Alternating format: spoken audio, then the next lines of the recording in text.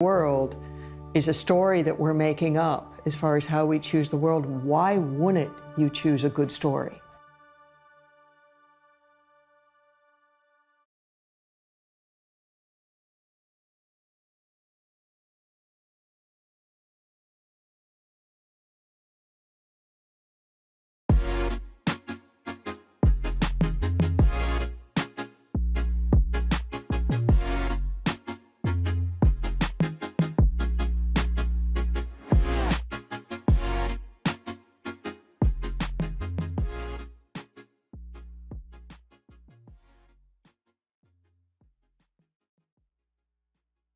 Hello and welcome to DesignTV. I'm Homes Editor Mary Jo Bowling. Today we're talking about something exciting, the reimagined Ansacs showroom in the San Francisco Design Center. Dee Gunberg, Director of Product Development and Design at Ansacs, joins me to tell us all about it. Dee, welcome back to DesignTV. Thank you. Glad to be here. Well, you know, I visited the showroom recently and I was really inspired. Why don't you tell us about how the San Francisco showroom reinvents shopping? So our main goal for this new model was to completely transform and elevate the customer experience. And we did this by using design to change the way that our clients interact with our products and how they interact with our associates. And the end result is a showroom that showcases our product in the very best light. And we've created an interactive setting where clients can be inspired while also having everything they need for working efficiently. Well, like I said, I was really inspired. Now, given that this showroom is in the San Francisco Design Center, people might assume that it's for designers only. Is that the case? Absolutely not. So it is in the Design Center, but the Design Center itself is open to the public, and absolutely everybody is welcome. Now, of course, I've been to Ansacs many times. I would describe the new showroom as a serene backdrop. And I'm wondering if you could tell me what's the thinking behind making this a very peaceful environment? Well, this was certainly by design. So there is, as you know, a lot to see in an Ansacs showroom, and it can certainly be overwhelming for a consumer when they walk in the door.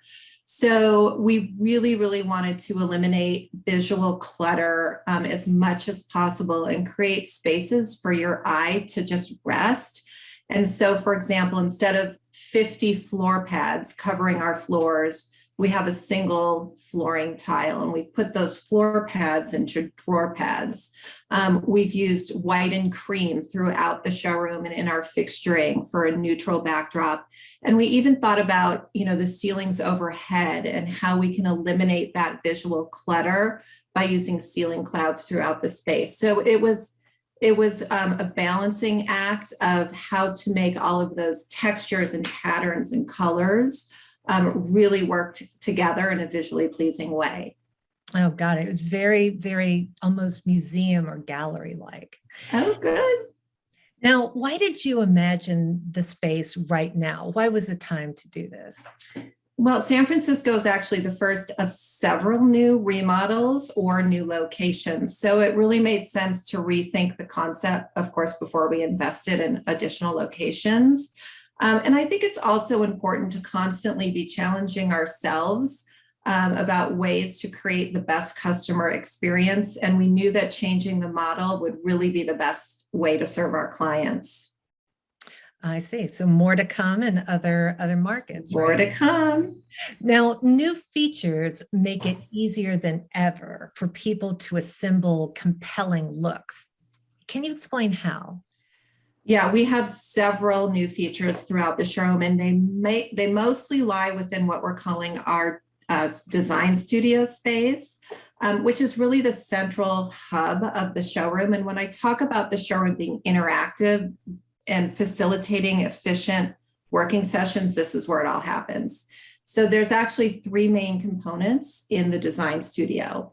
And the first are these big, beautiful studio tables, which is a great place to roll out your plans and get to work. And they're clad in Calcutta Zebrino marble.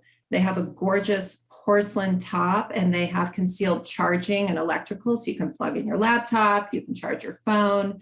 And this is where the 72 drawer pads are also housed. And then the second component is the sample library, which traditionally has been off the floor.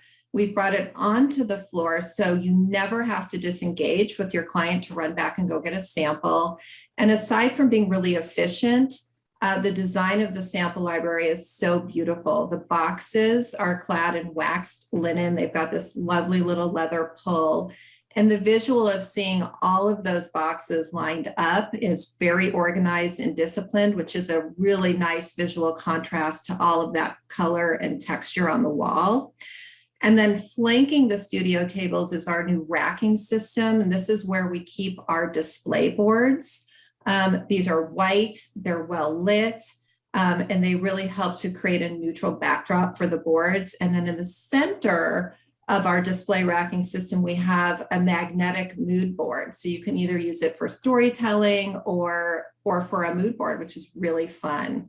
So really everything that you need to be creative is brought together in one space. Now, there are two things that really jumped out at me when I toured the showroom. The drawer, you call them drawer pads, right? Mm-hmm. Yeah. Brilliant. Can you explain a little bit more for people how they work and how they can operate and design? Yeah, absolutely. So again, when you have those on the floor, it's just, there's so much to look at, and it's really hard to make all of those options work together. So we put them into the drawer pads, and the intent was really to make sure that the drawer pads were inviting. So our customers would be comfortable, walking up to them and opening them. You never want to just walk into a showroom and start opening up the drawers. So we kept the fronts open so that you could see that there's tile in there, of course. And then we also lit them to give them more visibility, make sure that you wouldn't miss them. I just thought it was design genius. I got to see more flooring samples than I've ever seen anywhere. Yeah. Now, the other thing that was just brilliant was the racking system and the magnetic board. I wanted to start designing new bathrooms and kitchens on the spot. And how did that idea ever come up that you would make it like a living display board?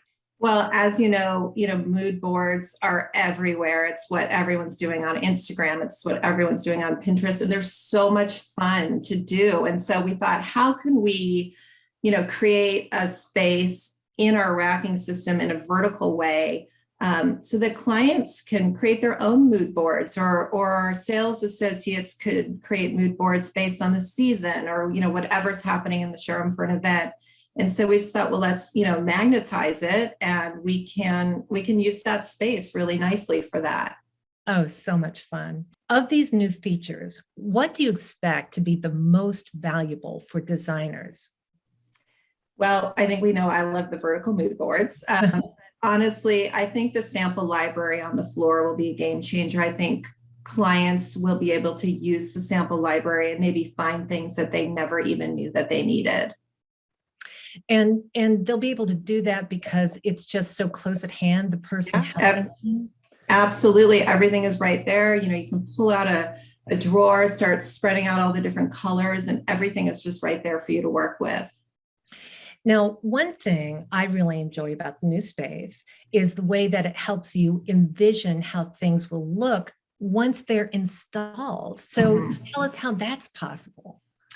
So the showroom features 4 suites, 5 vignettes. There's 2 kitchens, 2 fireplaces, and all of them have installed product, which is amazing. And then we've also split the showroom between traditional and modern. So one side of the showroom is generally traditional. The other side is generally modern. So a client can really navigate the showroom, based on their design needs. And the vignette gallery concept, and it was very interesting to me. Explain to me in your words how it works exactly. So the vignette gallery concept is really an entirely new way to shop our plumbing category. So instead of, rows and rows of faucets and different options and different colors, or a whole wall of showering options, Each vignette has been curated specifically with the vanity, the mirror, the lighting, the showering, and the accessory options, all for that one collection. So clients really can see everything in context, and it really helps them to visualize how something will look in their home. You know, I thought that the lighting was so great in the new space. And I think that's helping people understand how things are going to look. How did you think about lighting in this space? So absolutely, the lighting is phenomenal, and it's so important in the design process and in the creative process, especially when you're trying to understand how colors and textures work together. So not only do we have all the important overhead lighting that you have to have, but we included lighting in our racking system. So every row of boards has lighting on it, which is wonderful. It's in our drawer pads, it's in our sample library. And then also in the front of the showroom, there are these big, beautiful windows. So you get, a lot of natural light, which is amazing. Now, Ansacs is well known for beautiful tile. Describe the new products and offerings that people are going to find on the new showroom floor. Yeah, so of course, you'll see our large collection of tile and stone products. Plus, this month, we're launching what we're calling Ansacs Curated Bath, which is a series of vanities, mirrors, lighting, and plumbing designed to offer our clients a complete bath solution. And there's 7 collections.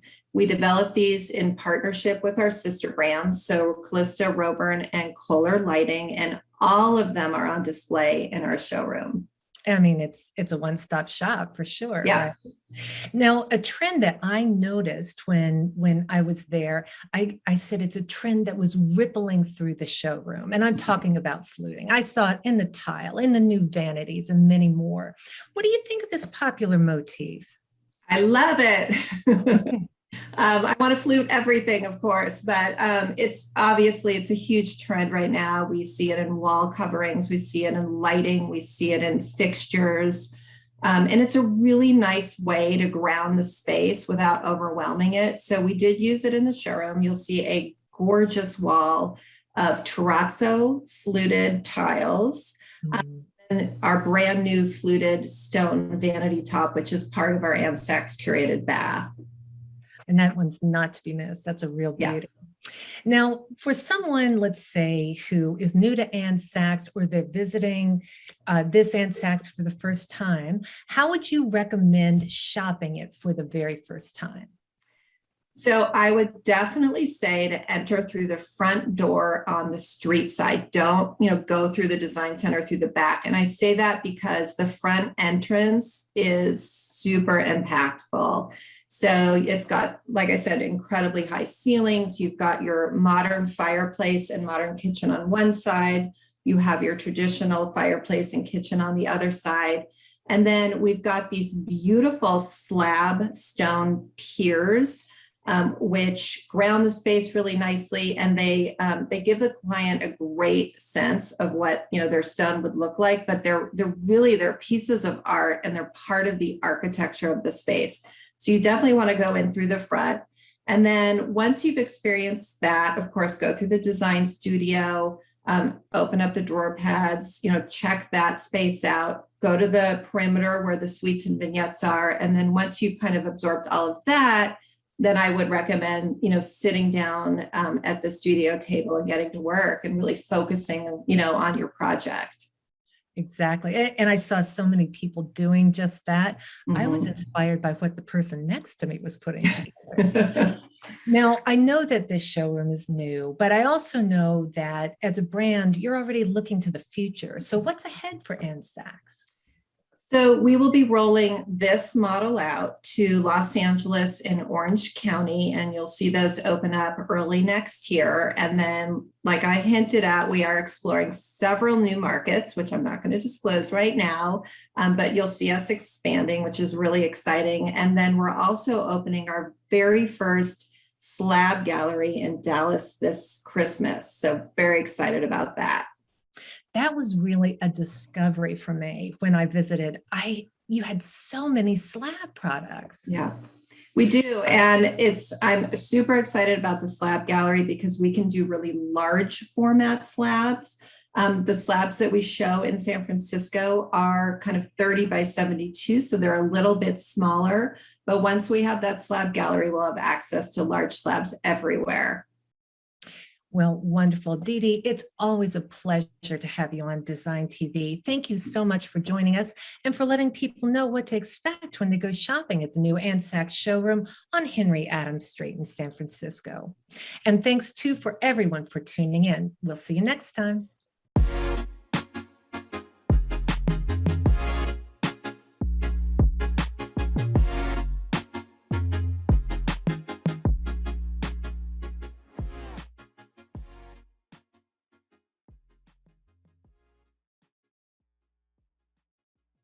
My name is Young Ha. I'm an interior designer in New York City, and I'm going to show you how to layer color and pattern.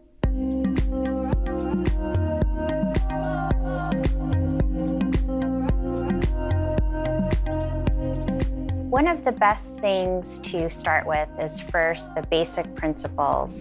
You want to have something organic, something geometric, and a stripe or a solid. If you use those basic elements, you can layer pattern on pattern and get a really great effect, but still be harmonious, peaceful, and beautiful in your space. Another thing that you want to do is make sure not everything is the same scale. That's why we have different types of pattern. But if you use everything in the same scale, if everything is small, small, small, it's just going to look muddy. Another thing that you want to consider is your use of color. If everything is high octane, it's going to be a little tiring on the eye. So you want to have some strong pops of color, but also give a place for the eye to rest. Really give that dynamism between power and quiet.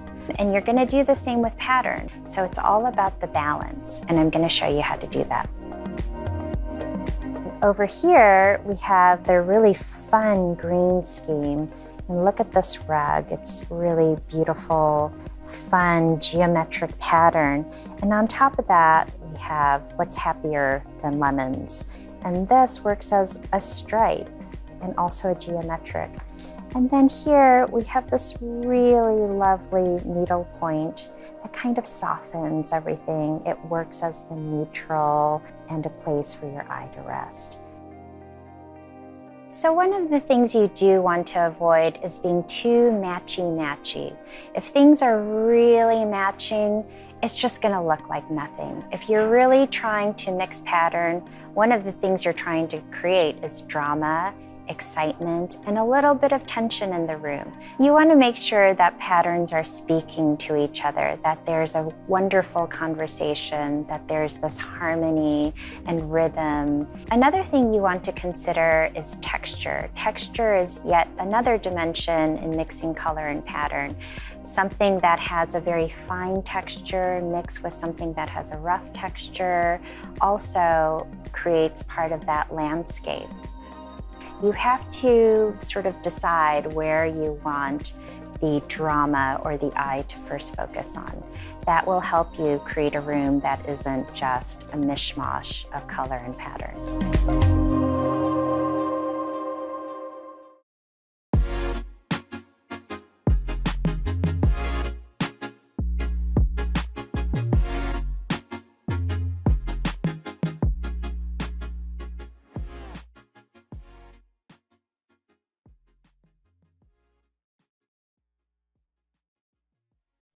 Welcome to Metropolis Sustainable Product Spotlight.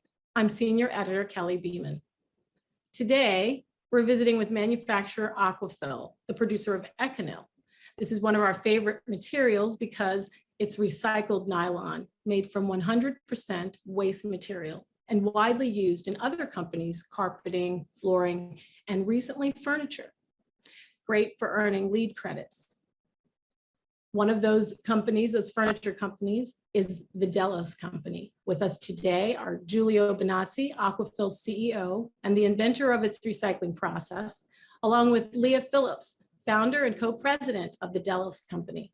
They're going to give us some background on this new partnership. Either one of you could start and tell us more about how this partnership began. Well, let me start because I love this story.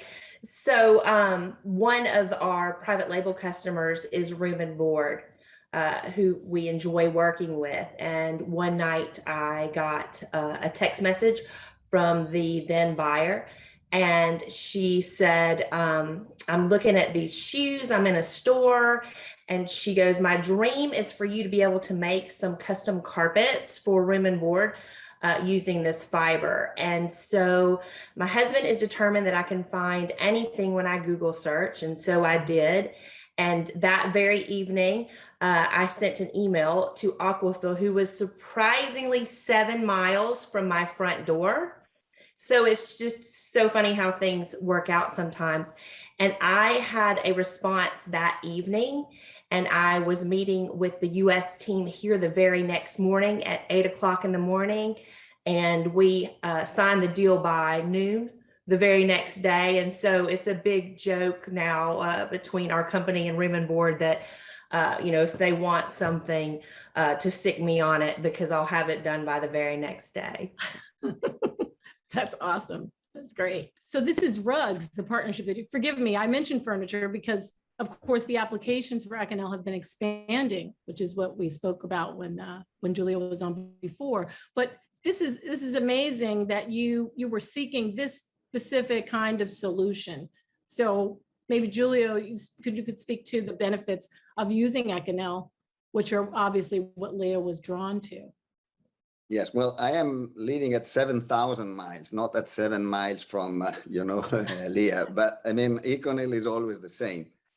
When someone is asking us to make beautiful products, and in this case, I mean, these rugs are really beautiful, and I will start with my wife because I have to buy 1 or 2 of them. But I mean, Econel is a nylon, nothing else than nylon, but instead of using oils and chemicals, it is starting 100% from waste.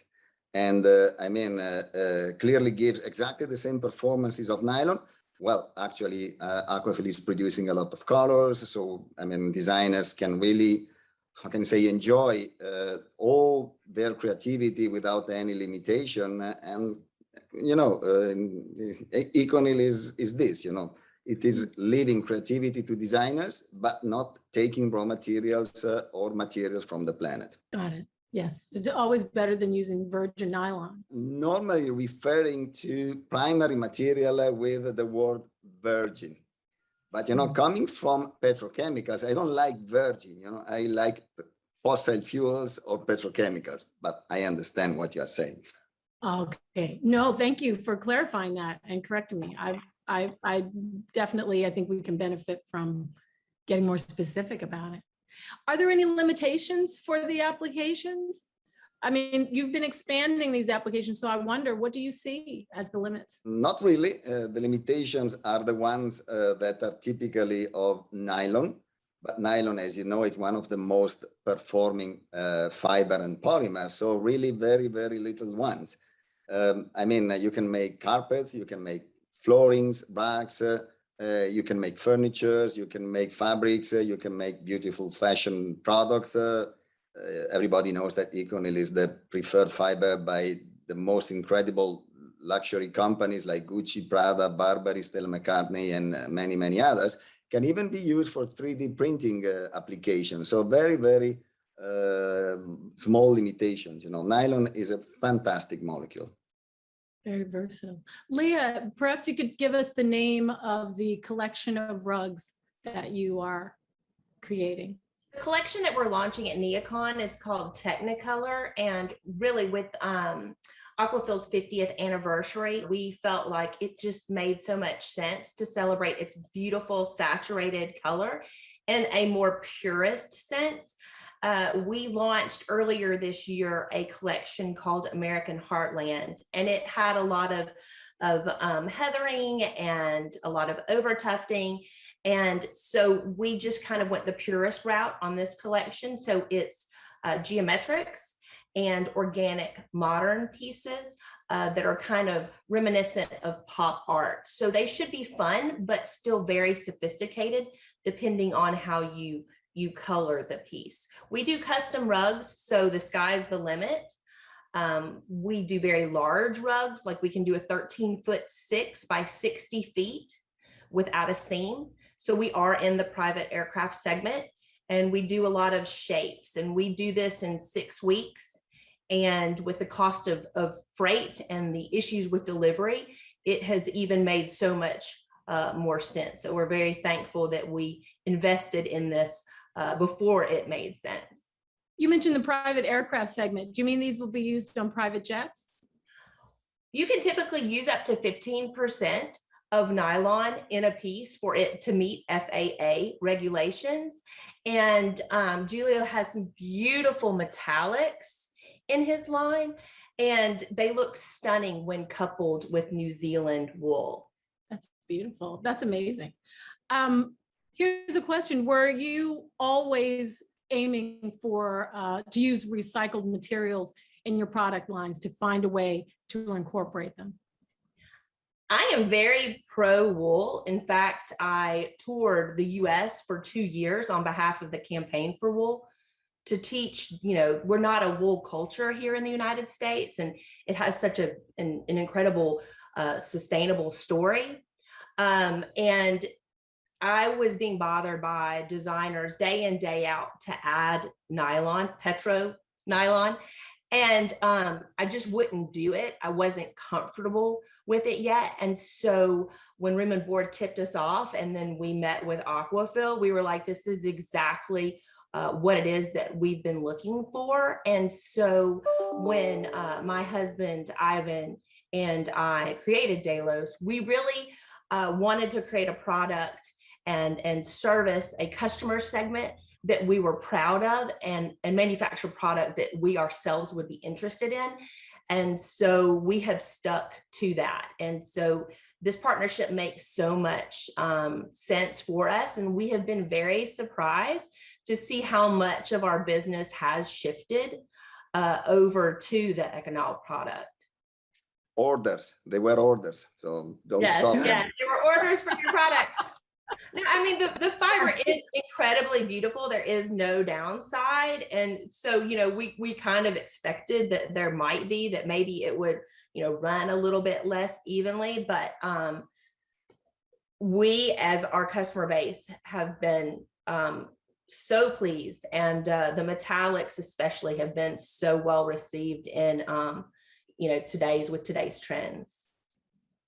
That's great.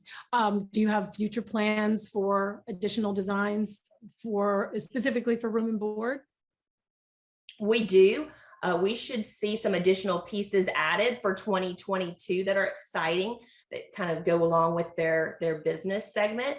The fiber gets a 5 out of 5 UV sun fade rating, and it does meet commercial wear specs. And so there really is no downside. We have been especially surprised to see how often it's being used residentially, but people love the story, and they love the fact that they don't have to deal with the downside of wool, which would be shedding. Leah is perfectly right, especially the metallic colors are made in a very special way, because before Econil, metallic colors were always limited in a certain extent, also to the percentage of use. But in our case, you can use them even 100%. So if you want to blend, of course, blending is giving beautiful nuances, but I mean, it's a beautiful color range. Then, of course, it's the designer that is combining the different colors and making the product really beautiful. Yeah, and as far as plans for the future, in 2022, it's our plan to launch a coastal collection that we've already named La Costa, and it will again be using the Econol fiber. Initially, since 2022 up until this year, we were known as your go-to for custom rugs, but you kind of had to have an idea of where it was that you wanted to take the project. And so we would have strike-offs come in and we'd be like, oh, I wish they would do this. And so we would rent a strike-off for the designer to just like show them, you know, the magic that we could, that our equipment was capable of. And so we had to bring on a lead designer. And so that's why in 2021, we've been launching collections, because we kind of feel like we have to show people what our capabilities are so that they can really get, you know, what this equipment is capable of. Just for interior designers or people who are unfamiliar with the manufacturing terms for creating carpet, what's the strike off, please, if you can define it? A strike off is just kind of like a sample that just kind of gives you an idea. Maybe it's a corner, and it just shows you the texture and the colors and how they interplay. And most people would want to see that before, you know, signing off on a larger project. People are excited about the fact that there is access to tufted rugs here in the United States, but a lot of designers don't really understand exactly what that means. And so if you imagine very like large embroidery machines, I would say that would give you a visual of how we tuft. So we get the speed and we get the consistency with the robotics, but still 85% of the work is being done by hand by skilled craftspeople. And so we're just marrying the best of both worlds to get a quick yet well-finished end result. One more question. We've been wondering aloud in the office whether some of the more sustainable products sometimes have to sacrifice a little when it comes to the colorways. And Julio, you said that that doesn't seem to be a problem with Econel. And I wondered, is there some secret to that? Well, it is not a problem because of the technology that is used to make Econel. You know, Econel is a recycling technique that returns to the original building blocks of the nylon fiber. So having the material, you can really reproduce any kind of product without any limitation. And this is why you can really make any color. You can piece dye, of course, you can yarn dye, you can have solution dyed materials like the metallic products that Leah was mentioning before. And really, it's like the petrochemical nylon. It's like the nylon coming from you know, petrol. But instead of using resources, it's entirely coming from waste. So that's the secret. And it's solution dyed too. So does that also save on water or conserve water in production? Of course. Aquafil is the largest solution dyed nylon producer in the world. And solution dyed system is quite unique because, of course, you don't use water, neither by us nor by the client. And I mean, the UV resistance is at the highest level. So really the performances are outstanding. Well, it has been a pleasure learning about the new partnership between the Delos company and Aquafil. I'm excited about the continued new uses of this alternative to petroleum-based nylon. Thank you for joining us for Metropolis Sustainable Product Spotlight, again with Aquafil and the Delos company. It's been a pleasure. Thank you, Kelly. Thank you. Thank you, Kelly.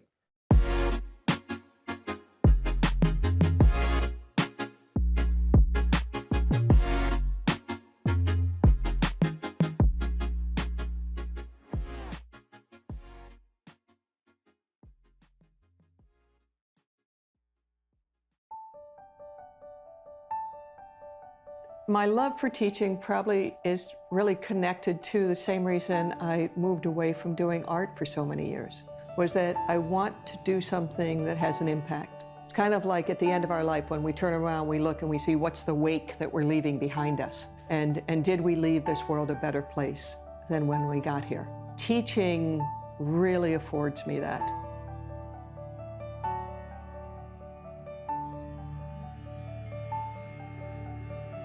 My partner at the time, Lloyd Schwan, and the father of my 3 kids, we were living in Brooklyn. We still had the company going. This was in 1994, I guess.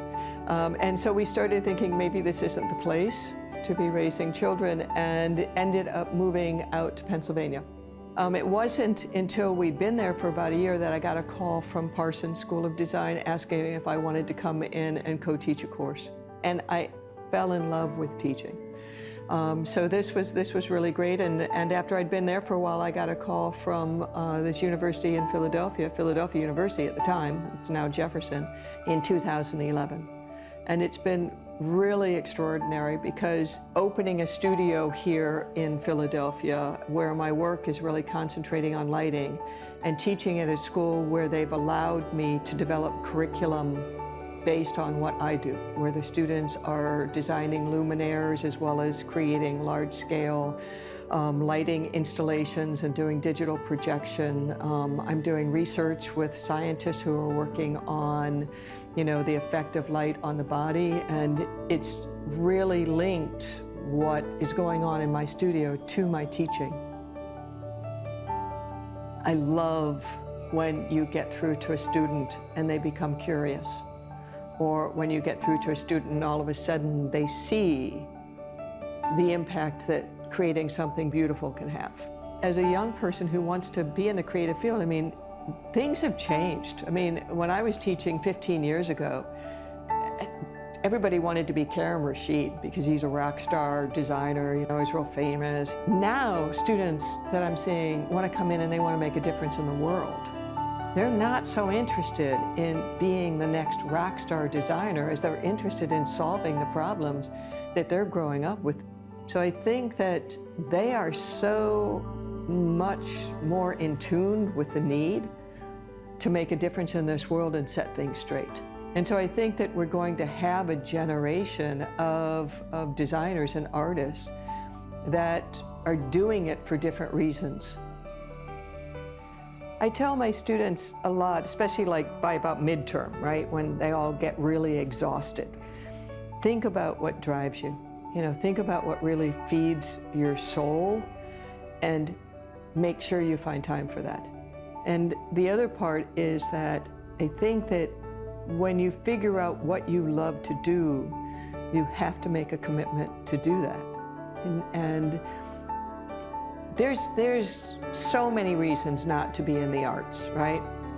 It's not a very secure way to make a living. It's, people think you're a goofball, whatever it is, right? There's a lot of reasons not to go into the arts. But if that's what's calling to you and you don't listen, I can't fathom being on your deathbed and saying, I wish I had done that. And I won't say that life has been easy. It has not, and there have been some really tough times, right? And I've had lots of tragedy, as a lot of people have. You have to make the commitment that you're going to make it, right? It's like, when we had Godley Schwan, it's not like we always had enough money to pay all the bills. But we had made a commitment that that's what we were doing, and so we did that. And we did find enough money to pay the bills and keep it going. And I think that it breaks my heart when people give up on their dreams, because you only get this life, right? And so my advice is always, stay with what you want to do. You will find a way to make it happen. The other part of that is that, when you start talking about, working in teams now, you're no longer limited to who's in the room with you. You're no longer limited to what stores you can physically reach, and so I think it's a really hopeful time for them as well. But you have to commit to not giving up on yourself and not buying into that the only way to make a living is to help someone else fulfill their dream. Yeah. That's it.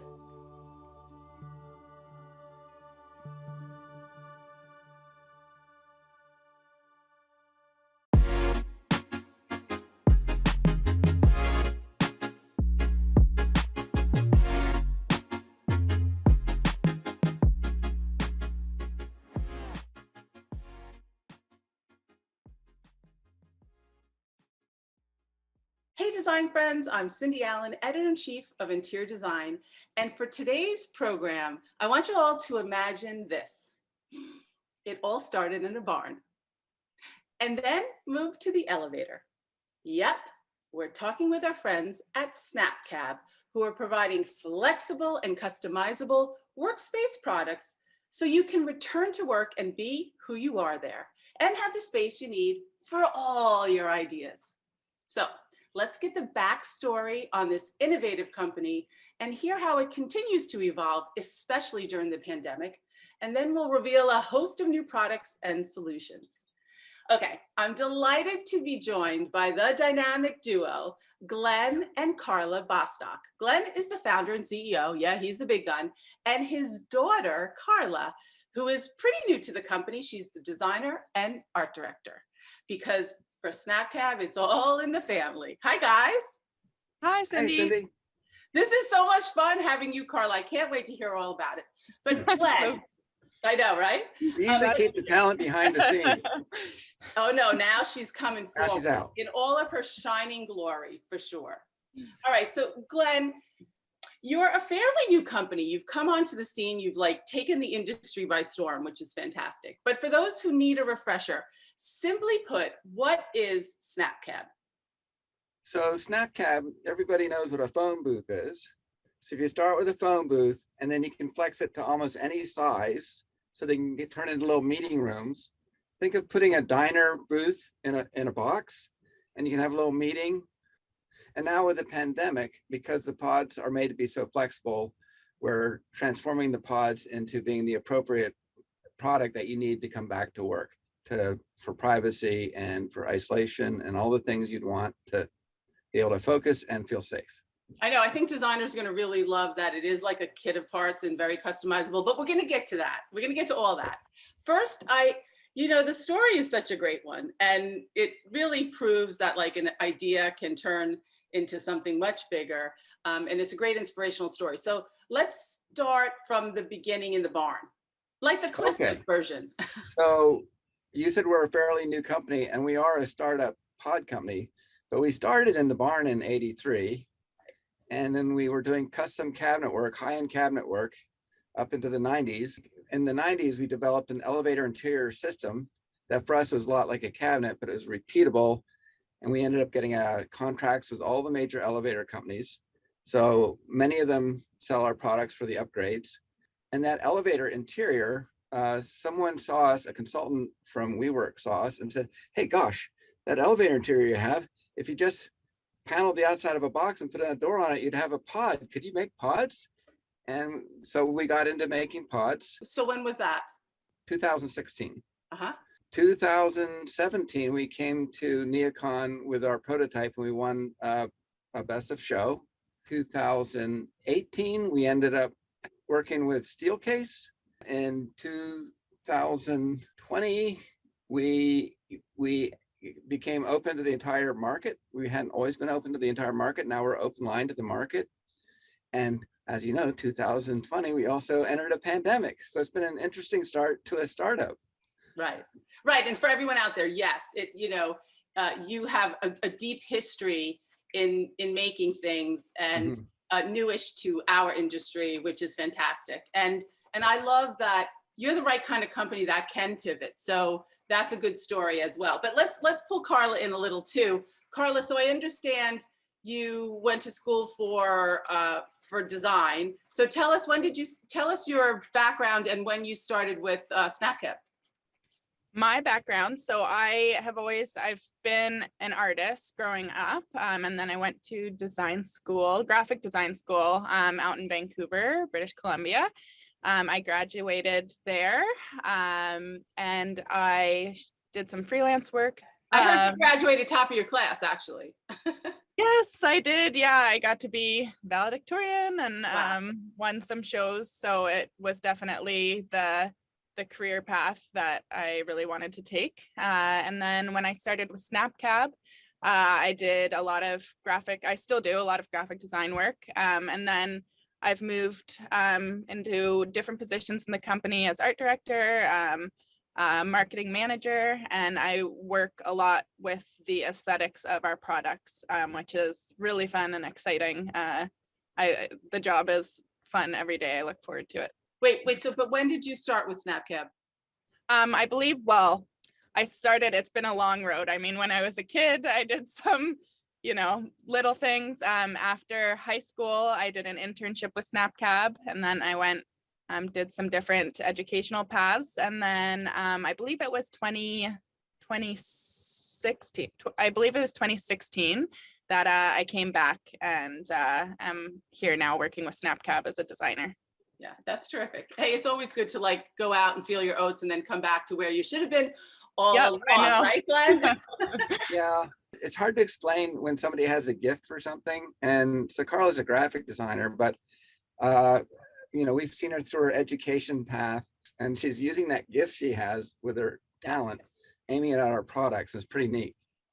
Can I just say that I think the pandemic actually has proved that how powerful and potentially healing and nurturing our environments are to the world. I mean, as design people, we've known it, but I think everybody definitely recognizes it. So Glenn, let's talk a little bit about how you pivoted during the pandemic and how it also relates to the flexibility, customizability, and kit of parts of a SnapCab. When the pandemic arrived, our pod manufacturing company is in Canada, and we have another manufacturing company in Pennsylvania, and they were both shut down. The one in the US was deemed as essential business because they're in the elevator business, and that got opened up again. And the pod business in Canada was being shut down, but then they were looking for who could help manufacture things to help with the pandemic. And we started making pods that were testing pods we used our pods, and then they put gloves in them. And we're still working with Canon Design on, proving out these pods, and they're going to countries that are still having a lot of problems with the pandemic. So that was our first pivot, and because of that, it kept our doors open. The second pivot was a church came to us and said they were having a really hard time with their parishioners not being able to come to church and have face-to-face conversations with their spiritual leaders. So they asked us to make a pod that was, everybody jokes, it's a confessional. It's not a confessional, but it's a pod that has a dividing wall, 2 doors, 2 separate air systems, and you can sit in there and have a face-to-face conversation with someone. So that was really transformative for that church. And so that's been a really useful thing. People have wanted it for like factory floors and things like that, where you can have an HR conversation face-to-face without a mask on. No, I also understand you started something called SnapCab Care too, right? Right. So that started here in Kingston, and it was the COVID center. Before you could enter the hospital now, they send you over to the COVID center to get a test before you can go to the hospital if you're not feeling well. And not surprisingly, some people that go to the COVID center are really, really sick. Right. I mean, we provided a mobile doctor's office with an examination room that could roll around the floor. And Carla and her team came up with these amazing graphics to make them look like fun, children-friendly, rolling around thing. But on the backside, it was a medical center. Yeah, Carla, can I ask you, so is this the first time you've used the graphics in that way? We've used graphics in the past a lot we've worked with Corning Gorilla Glass, which is a very nice high-end finish for very clear picture quality, image quality. So we have done work in the past with a lot of photographs, logos, and graphics. This one was the biggest, I would say. It's a big, fun. We had a lot of creative flexibility and freedom there with the hospital we were working with. So we brought in different positive little quotes. We brought in some things from the community and little illustrations that were kid friendly, and it makes the place a brighter spot. Yeah, stronger together. I like that with the hands. Let me ask you something. As as a young professional, what did it feel like to be working on projects like this that were really helping the community? It was huge. I mean, it felt like I felt proud to be able to work on something and share some of the creative talents from our team with the community and have a positive influence in hard times. Yeah, for sure. And Glenn, like, that's the thing too. I was thinking, like, what was it like? You're working on all these different kinds of solutions. The pandemic hits. Some things work perfectly, right? And then other things you have to adapt. So you sit around, and what's the discussion? How do we survive? Like, everybody went from the shop home, and we had to scramble to get technology so that people could do these kinds of meetings. And there was a lot of fear with our coworkers. And I literally thought that we were going to be going out of business. We're like, well, how long can we stay in business? We could go like this for maybe 3 months. And so we really thought, we can't go for very long like this.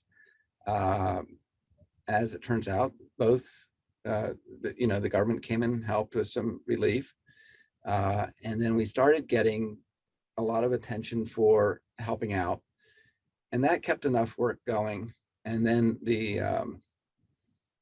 but what we really focused on was, how can we help? In fact, we're focusing on how can we help so much that the government of Canada did a commercial on our company. We're one of a couple of businesses they highlighted of having pivoted to, help with the pandemic. And the question went from a fear question, like, how do we survive, to how do we help? It gets a lot of people a lot more engaged, and people went from going to work being afraid of getting infected from each other to coming back to work because they wanted to help. So it was really neat, warm feeling of teamwork. I'd say that was the best thing out of the pandemic, was seeing the quality of people that we had. Yeah, well, first of all, I want to thank you for that. And I got chills, you're telling the story, but also just being so honest about the fact that, hey, you didn't know what was going to happen to your company. It was scary for everybody. So right. Thank you for caring about others and creating new opportunities, which is kind of what you've always been. So, but I want to ask about things like, like air quality. Did that change? We've been learning a lot about air quality. What we're finding is the thing that people are most comfortable with is HEPA filters. So where we had been, we reversed the airflow of our pods, and we're using HEPA filter. It's an option, but most people want the option. And you can put a HEPA air filter in the top. But simply by reversing the airflow, you're getting cleaner air from higher in the room. So that's like the number one thing we did that was simple. And Glenn, just based on the product that you had already developed and was successful in the market, like, how did this idea of the kit of parts, how did what you thought before the pandemic would sell has stayed the same and changed? Yeah, the kit of parts idea, like, we kind of had that right ahead of time. Right. But then there were some very large real estate companies and people looking at us like, how did you know to build these products?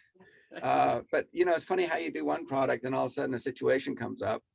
But all of our pods were made to have hardware connect to the corners of the pods, and then and it's demonstrated with the care. That's a nice example. That SnapCap Care pod is an example of us putting an addition onto a pod. Right. Because all the pods are made to accept hardware, so you can put demountable walls. And what they were saying is, you want to have flexible workspaces that people can move around, but you also want to be able to create barriers so that you don't have just one big open place where if the flu comes in, it just travels through the entire place. You want to create pockets of people. Right. And try and contain somewhat. So our product, in that way, it's a great kit of parts. Yeah. And can I ask you, because I remember us having a conversation and you had built a pod in your house to do work. This was, Yeah. right? Did it go from, help me to understand. So something from like a small talk to Okay. the double, like to the meet two, like what was Well, and what I what took, did? yeah, what I did was I took we had a meat, I took a meat 4 Four. and cut it in half. So it was like a meat 2, so if you, anyway, and it's neat because in my house, it's this open concept house. And there's, if you're on a phone call or on a Zoom meeting, the whole house is on the phone call on the Zoom meeting with you. So this gives me a little escape pod to get into this office. And, my grandson comes over and we have fun coloring pictures in there and stuff. That's cool. Like Carla, what's it like to have a pod in the house? In his house, yeah, I'm jealous actually. I have an open concept house myself, and I've had my son with me through this pandemic, and there's been a lot of trying to work from home with a lot of chaos going around. I think yesterday I had to work from home with him, and there was styrofoam all over beneath my chair. But the pod in my dad's house is I think has solved a lot of problems. Lyn, what's the deal? Why doesn't Carla have a pod? Yeah, I know. There's been talk. There's been talk. Okay, Yeah. good. All right. I think we need to make a meet 2 and just take the one bench out and just make it a small work area. And we were talking about, well, maybe we should put one-way glass in it so that Carla can see Emerson, but Emerson, it's like, I don't know where mom is right now. Yeah, that's the whole thing. I love He'll be at that. the, hey, mom, at the door. Well, the timing is such, right, that, thank God we're celebrating Neocon, that it's actually happening, that we can get together and everyone can be safe, but that there are all these new products in development, and it really shows the versatility and how well made they are, because I would venture to say, and I remember our early conversations, that you had the DNA of what you were building was such that it made it a lot easier to develop these new products. We want to talk about new product, but then I understand you also designed the showroom at Neocon too. So tell us about that, and let's start to reveal the new product. Yeah, so we have 2 booth displays at Neocon this year that we're very excited about. So we have one in the center pass through, a display on the first floor, and that has 3 different pods models that we have. And then on the 7th floor, we have 5 different pod models up there. So we're introducing a number of new pods that were created during the pandemic. On the first floor, we'll have the console, the SnapCap console, which is the one with the partition and 2 people can meet and talk to each other socially distanced. And then on the 7th floor, we have the Meet 2, which is a smaller meeting pod that can fit into smaller spaces depending on your needs. And what is the other one? Oh, we have the Work Plus, which is an office pod, as well as a smaller version of that, which is just the Work. So different working spaces where you can self-isolate in your own environment. And I believe those are all of them. Those are them, and care, but we talked. And the care. That one's too big to fit. That won't fit. Yeah. Yeah. So what's the difference between Work and Work Plus? So the Work it's about the same size as one of our other meeting pod models, the Meet 4, but it is designed to have your own isolated office within. So you're not meeting with somebody else within it. You're able to do your own quiet, focused working in that pod, with also while being visible to the rest of your team and space. If anybody needs you, you're connected. And then the Work Plus is that, but just a bit of a bigger version, similar to our meeting pod, the Meet 6, as far as dimensions go, but it's made for one person. So Glenn, what was getting you excited about all these new products that you were developing for Neocon? Well, I was excited that we could, pivot to give people what they need now, during the pandemic and post-pandemic. And I was excited seeing what my daughter was bringing to the table, because I love making heavy-duty, well-constructed things. Here's the frame. What I'm interested in is the frame of the pod and how heavy-duty it is. No. Here's the casters, 1,800 pounds. Here's the Wow. seismic leveling foot, so this is what I like doing. Yeah, you My like that. daughter is all into aesthetics, colors, textures. And so every time I tried to help out with making things improvements with the design of the pods and what was going to be shown at Neocon, I quickly figured out my help was no help at all. And Carla's talent, along with her team, is so far beyond what I have to offer. I've just stepped back and I'm watching it happen. And it's really, really exciting for a dad. I love that, a proud father. I love that. Well, you know, what's something that's really interesting in terms of, Neocon, we think of workplace, we do, but all that, our whole community is also working on healthcare, health and wellness, education, government, all the commercial work that needs design. And in you working on that one sort of healthcare facility, it opens up all this new range of possibilities in education, in government. So how are you finding that? Well, we're finding that all kinds of people are coming to us because we are so flexible. Right now, we're doing a large government job where they had to have an incredibly high sound privacy rating to the pods. And we're making pods that have a higher sound rating than a normal 8-inch thick wall that's designed for a soundproof room. We can meet that with a modular wall because one of the criteria was that it could be installed and movable. People are coming to us with all kinds of interesting things of different medical applications for pods. Somebody came to us this week about wanting a nap pods built, so we're making an extra, like I'm working out of a 6 foot by 6 foot meet 6 pod right now. This is what I'm in right now, but we could make one that was more of a 7 foot by 5 foot for a nap pod. I think our product is getting people's imagination going, and their needs that people have are coming to us. We're attracting those people because we can meet their needs with really kind of like inventions they need. And tell us a little bit, just so we make sure we talk about cleanability, since everyone's so concerned about that. Right. So for instance, the pod I'm in right now has all gloss wall panels. We also have, there's some acoustic panels in the ceiling and stuff. So so this is very cleanable. You can also put in acoustic panels. And one of the things about our products is the acoustic panels are some sort of fabric or synthetic felt.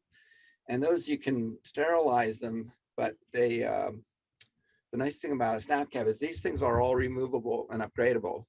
So if you found out if this is too bright sounding in here, you could replace it with a acoustic panel. If the acoustics panel got worn out from people touching it or whatever, you could replace them and upgrade them and change them. And that's what people want these days. They need that. They want to make sure it can be cleaned, right. And that also just in terms of the landfill, that if that it's a piece and not taking everything apart. That's right. Well, and that sort of leads into, we have a 10-year warranty on the frame of our pod, the structure of it, because it never wears out. As you know, this pod came out of the elevator remodeling industry, and it was designed to be remodeled, and it's designed to be flexible to people's designs and needs. So that's why we can give a 10-year warranty on this. We expect to be keeping these up for, a lifetime. There's no reason why the major parts of them wouldn't wear out, and the wear parts, you can always upgrade and replace. That's terrific. So wait, Carla, so I want to ask you the same. What are you most excited about for Neocon? And also, what's it like working for your dad? Yeah, okay, yeah. Well, I love both. I'm excited. I'm really excited for Neocon this year. We've been putting a lot of efforts into the designs of both booths. So actually this past year, we've done a little brand refresh with our messaging, our focus, and logo and tagline. So we're excited to be bringing that in and introducing it into our displays this year. So we're all about creating a space to be you that encompasses our flexibility and our design, the customization you have. We're all about creating a product that'll meet your needs to your unique space, as far as, you know, sizing, movability, dimensions, all of that, and the aesthetics, the finishes, the furniture, colors, graphics. So we're bringing all of that into the booths this year. We're bringing big illustrations, graphics throughout the pods and on walls. We have all sorts of different finishes per pod. There's a lot of variation, and it's supposed to just show the what SnapCab can offer our clients. We're really excited. It's going to be really fun.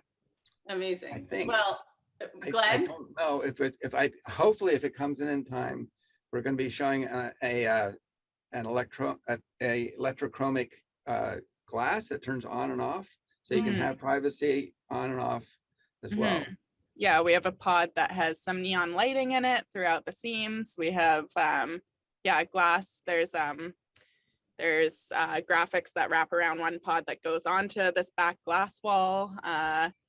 A lot of different, we've got a cube wall showing all of these different, you can kind of interact with it with the different finishes and customizations you can do with our products. That's amazing. I mean, I can't wait to see, because it gives each one a new life, really. It gives its own personality, customization, and, you know, designers, they just love that. Okay, Glenn, so what is one of the #1 questions you get asked? Well, it's sound privacy with these pods, and people want to compare, how do you stack up with your competitors? And that's a difficult question. And the reasons it's difficult is that there's no consistent test where you can test one measurement to another. There's tests that test sound through a wall, but it doesn't mean that the door and the ventilation isn't leaking sound. There's tests that go from one environment, one room to another, but that test changes from room to room to room. So you can't compare it to somebody else's. How do you handle that? Well, I think the way I would handle it is through education. Another issue that comes up is, you know, people want sound privacy, but it's really in comparison with the ambient office noise in their office compared to what's inside the pod. If you have a noisy office, it's easier to get into a pod. If you have an office that sounds like a library or in a cave, then it's really hard. The sound privacy is harder to get with a pod. So then if you were going to order from us, you could order, you get what you pay for, and you can order a pod, but you can add extra installation or extra material into these things. So we can customize the pods for aesthetics, and we can customize them for sound quality. So we don't have a single sound number because it depends on what people order. Well, that makes sense, actually. One last question, Carla. The best thing about my dad is? Oh man, he's curious. He's curious. He asks questions. He doesn't stop at anything. He wants to look into it, and he's got a very just inventive mind, I would say. Love that. Okay, Glenn, the best thing about Carla is? That is not a fair question, but I would say that the best thing about her is her true natural gift for the work that she's doing and what she's bringing to the table here. The best quality is Carla as a human is she is just a wonderful human, and lucky to have her in my life. Oh, father and daughter. Oh my God, I'm so touched. So wait, so Carla, what's the tagline? So it's space to be you. Aha, Glenn, Glenn, clearly it's space to be you. Absolutely. Yeah. So space to be you, SnapCab are good friends. I mean, nothing better than a daughter and a father relationship, and also to see the respect and the love that you have for each other. It's very touching, and it's bringing a new generation into the product, which I also love. Okay, wait a minute. So the showroom, again, you're on the 7th floor, right? 7-1054, right? That's where the showroom is. And then Carla, on where else? There's a pass-through on the first floor. So it's the center pass-through on the first floor. Okay. And at the center pass-through, your friends at SnapCab, they're doing amazing things for their community and for our industry. Thank you all so much. I'll see you guys at Neocon. All right. See you there, Cindy. Thank you. Thank you.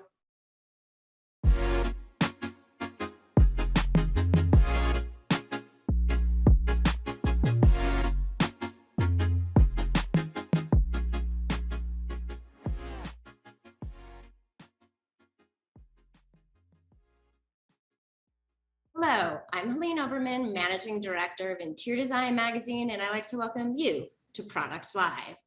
This is our series that delves into the products and trends, grabbing the industry, and in real time, looking at the minds behind the design. For 40 years strong, Ansacs has built its reputation with inspiring designs for tile and stone. The company is well known for its beautifully curated portfolio of product offerings sourced from around the world, but it's through their own line of bespoke tile, handcrafted right in the heart of Portland, Oregon, well, where it's made a name for itself. The Made by Ansacs collection. It's rich in heritage, traditional in craft, yet modern in scope. And with me today to discuss the two latest introductions, Apex and Vistas, is Didi Gunberg, Director of Product Development and Design for Ansacs. Welcome, Didi. Thank you. Okay. Getting started. So in your role leading the creative direction for Ansacs, you are sourcing some of the finest materials from around the world, which I hope you get to find in person, non-pandemic times, of course. And of course, you're building out the company's portfolio of curated products. But you really get that opportunity to sort of use that creative muscle with the development of Ansacs' own bespoke line, Made. So can you provide some insight into what this collection consists of? Absolutely. So Made is our signature tile line. As you said, we make it right here in Portland, Oregon. And we've been making ceramics here for over 30 years. And it's an extremely extensive collection. So we offer 2 tile bodies, earthenware and stoneware. We have 38 shapes, 111 colors, 13 collections, and really all the trims and moldings that you would ever need to seamlessly complete an installation. And it's a very handmade process. So during production, the human hand touches the tile at least 9 times from start to finish. And that's everything from hand trimming to hand sanding, hand mixing glazes, and hand spraying. So there's an incredible amount of craft that goes into this tile. So obviously, given the breadth of what the collection consists of, it really sounds like you need a strong team of designers and craftspeople really to make it come to life. Yes, absolutely. We design all of our collections in-house, and we have a really talented team of designers, artisans, engineers, and manufacturing technicians who help us to figure out the best way to transform our product ideas into reality. So we start, of course, with the inspiration, and the design team turns that into technical drawings. This helps us to understand things like what the repeat might look like or how the tile will lay up on the wall. And from those drawings, we hand carve wax molds, which will help us confirm scale and proportion and thickness and things like that. That's where we do a lot of tweaking. And from there, we make ceramic molds. And once we see the piece in ceramic, we start testing the different types of glaze options to really see which would work best for that design. So it's a really, really fun creative process. Who are some of the collaborators that you've had, the amazing opportunity to work with over the years? Well, of course, they're all my favorites. So we are really honored to be working with really talented designers in the industry. And we're, of course, always thrilled when they want to do a collection within Made. So we currently have Made collections with Kelly Wersler, Barbara Berry, and Robert Quo, and each are all really unique in their own right. So for Kelly Wursler, her tableau collection is very textural. You'll see some of her classic designs translated to tile. For instance, we did a tile version of her iconic souffle chair, and that was really fun. Barbara Berry's Radius collection is very simple and understated with sort of a mid-century modern point of view. And then Robert Kuo's Chinois collection is inspired by traditional Chinese motifs, but with more of a modern twist. So each designer brings a completely different perspective and point of view, which is great because it creates a really diverse assortment. You know, of course, there's the guest designers, but, you know, there's obviously, Dee Dee, what you and your team in terms of the in-house collections. So what have you been seeing out in the marketplace that became the foundation for these two latest introductions to Made, Apex, and Vistas? So definitely pattern, texture, and dimension. So those were kind of the inspiration behind both. Apex, more about dimension, which really has been at the forefront of tile design for a very long time, and it will continue to be that way because simply dimension translates so well to tile. And then Vistas was more about pattern and texture, but also the dual glaze trend, which I love right now. Well, let's dig in a little bit into both of them, but let's start with Vistas. So for that collection, you really looked for a specific time period as the source of inspiration for this collection. Yeah, it was actually inspired by mid-century design, but it's interesting because it wasn't really until we saw the first set of prototypes that we realized that it would complement this aesthetic so well with really, it was like the clean lines and the understated appeal. And so once we realized that, we started to develop into that theme with more purpose and really ended up selecting our final designs and our final palette based on the mid-century aesthetic. Vistas is extremely versatile and it can be used in a variety of design styles. So it's not just for mid-century. No, I mean, I definitely, when you're looking at it, it has that mid-century feeling, but it's still like very contemporary as well. Yeah. And I think it's ultimately how you use it. And that's the thing. I think, you know, with Vistas, you know, it may appear simple in design, but, you know, I feel like it's rather complex given the duality of the colors. And then of course, like this matte versus glossy finishes that you're ultimately using on the tile. That is very true. So the science of ceramics can become very complicated when you start mixing glazes, which is the basis of this collection. So some of our color tests totally worked. Some of them didn't work so much, but we're so pleased with the final result. And I really think that the contrast between that matte and gloss finish, and then the interactive quality of the glaze adds such depth and character to these designs. So we absolutely understand, and I know you've touched on it a few times, that like we understand the importance of color and its role within a design.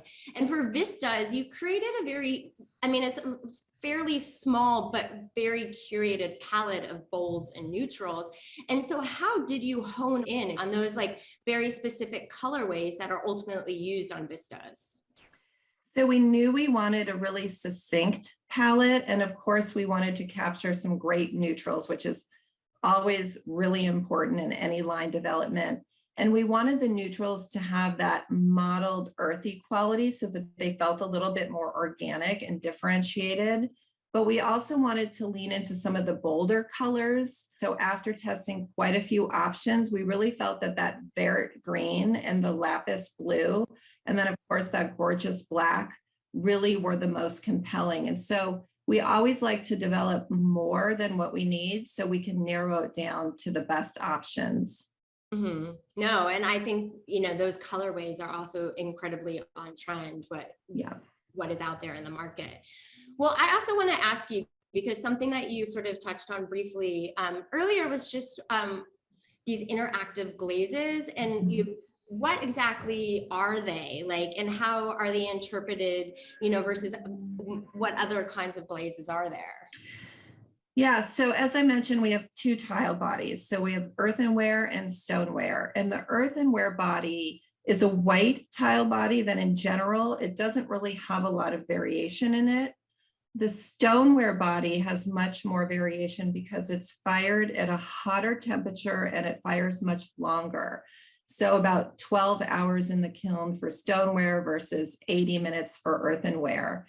And what happens during that longer firing process at that hotter temperature is that the glaze starts to interact with the body in a different way, creating that beautiful modeling and that variation that you don't typically see in earthenware.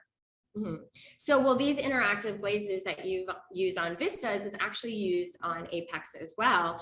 And it's interesting because where Vistas is, it feels like it's on one end of the spectrum, at least in terms of shape. Then you get to Apex, which is all about this like very powerful, like three-dimensional design, and curious what the inspiration was for this new collection. I think Apex is all about celebrating form and how three-dimensional surfaces could be so sculptural, almost like a piece of art. And so when we developed Apex, we really thought about designs that would, play into that sculptural quality. So how are you applying the skills of your in-house artisans and really the techniques you developed by Ansacs for this Apex collection? Well, it's actually really difficult to create some of these larger format tiles, and you definitely need a skilled team to figure out how to form these complex shapes, taking things into account like scale and line weight and tile thickness and how the glaze will break and pool over the surface. And we even look at things like light and shadow and how that plays into the design. So there's a lot to consider, and our team has the expertise to bring the concepts to life, and they're so passionate about what they do. And I think that certainly comes through in every tile that we make. Okay, so let's walk me through sort of the 5 patterns that you have for the collection. So I'll name it, and if you can kind of describe what it is. So let's start with Paulina Diamond. Yeah, so the Paulina Diamond can actually be installed in 2 different ways, and both are really beautiful. It's very geometric, and when you start to study the wall, you start to see different patterns come to life. So that one's really fun. I love that one. And then there's Rainier Triangle. Rainier Triangle, I love because while it has a really strong geometric component, it's also very soft and feels very feminine. And, some of those pieces in it almost look like flower petals. So it's just a little bit different of a geometric, which I think is really cool. And then we have the Shasta double hexagon. Yeah, so the Shasta double hex was actually created to work in conjunction with the Sierra hex, which is next. And you can use them together to create multiple patterns. Or you can use them each individually, and they'd both be stunning. Okay, so let's go into Sierra Hexagon. Is there anything specific about that one? I think it was just, again, all about the geometry and how they connect to each other. And just the final pattern on the wall is just so compelling. Okay, so let me see if I get this one right. Is it Trillium Square? It is Trillium Square. Yeah, and this one is like, which one of these things is not like the others a little bit, right? It's a really playful, whimsical flower design that we felt just rounded out the series really nicely. But okay, so if I know my geography correctly, the names do seem inspired by West Coast locales. And I'm a West Coaster, so I know. Yeah, absolutely. They're all named after famous mountain peaks and lakes on the West Coast. So you are correct. But it's very interesting because with Apex, like while Vistas, like I feel like you were saying that the color palette is succinct, if I use your verbiage correctly. But for Apex, there is a wider breadth of color choices and finishes. And, how did you sort of define those? So we offer 14 different color options for Apex. So it's still limited given that we have 111 colors in the palette. And we wanted to select a palette that complemented the designs and that sculptural quality that we talked about. So we chose some colors that break more extensively and almost give the tile like a two-tone effect. But we also pick colors that don't break, like white shimmer, which is actually one of my most favorite colors. And these allow that play of light to really come through a little bit more. So given the specific nature of the tile, how do you ultimately see designers utilizing Apex in their projects? Well, considering that they're highly dimensional, obviously they're best for vertical surfaces. And I just think they'd make a fabulous feature wall and would be perfect for any installation where you really want to make a statement. So, and you know, sort of rounding this out, just looking at both Vistas and Apex, like there is a sense of modularity that you find in both collections. And I was just curious if that's intentional in your development of their designs. It is intentional. There's a lot of versatility in both collections. And given that we cater to the design community, it gives designers the ability to be creative within a collection and put their personal stamp on the design, which I think is really important and hopefully makes designing with these lines really fun. I would love to thank you so much for your time and for your insight into these new introductions. And of course, to our amazing audience out there, thank you for tuning in, and make sure to check out the Ansacs website to learn more about both the company, the Made collection, and Vistas and Apex. Thank you.